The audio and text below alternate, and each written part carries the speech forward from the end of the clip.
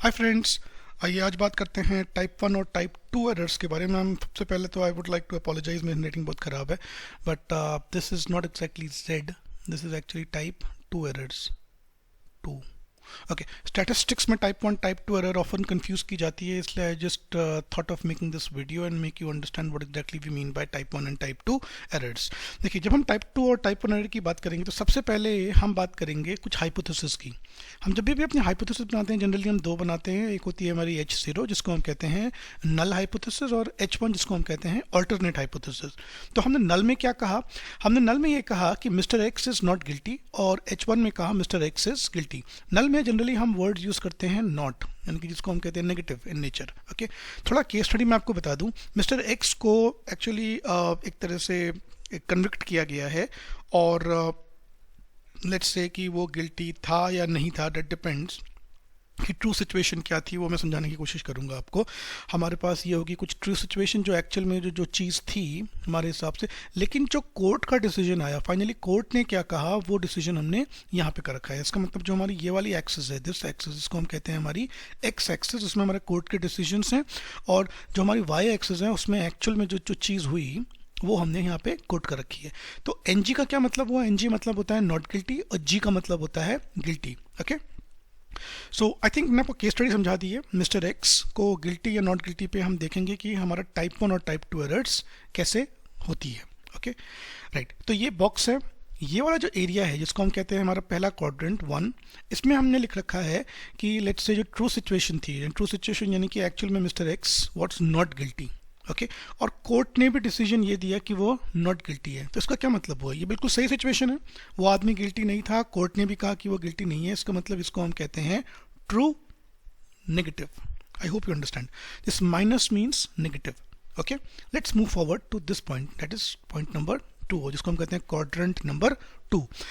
यहाँ पे क्या हुआ? देखिए, यहाँ पे ट्रू सिचुएशन क्या है? ट्रू सिचुएशन ये है कि वो एक्चुअल में नॉट गिल्टी है, mister x is actually innocent.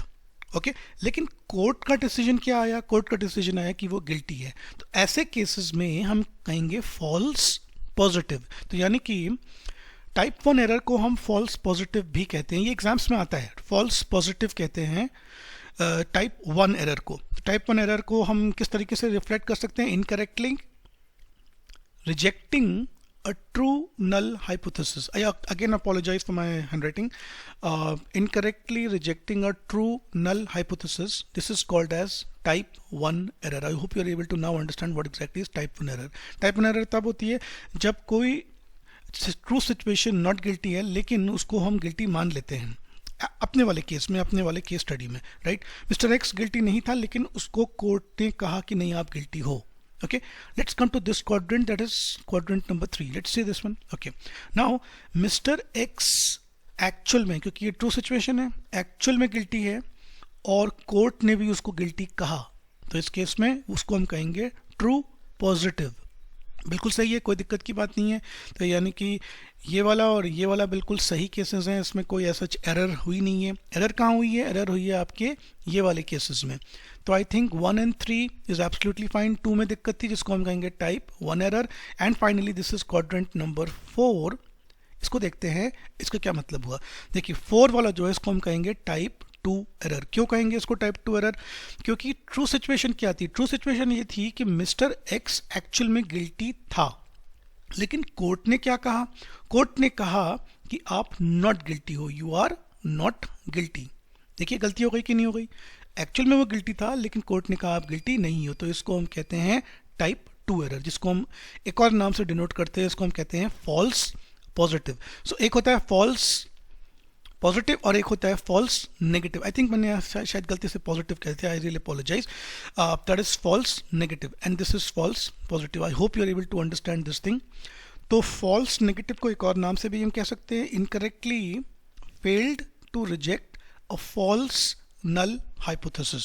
So this is the basic difference between type 1 and type 2 errors. I hope this was clear to you. If you like my videos, please share, subscribe, and share it with as many people as want. Like my video, subscribe to my channel, and give me a thumbs up. That's it. See you in the next lecture. Thank you so much.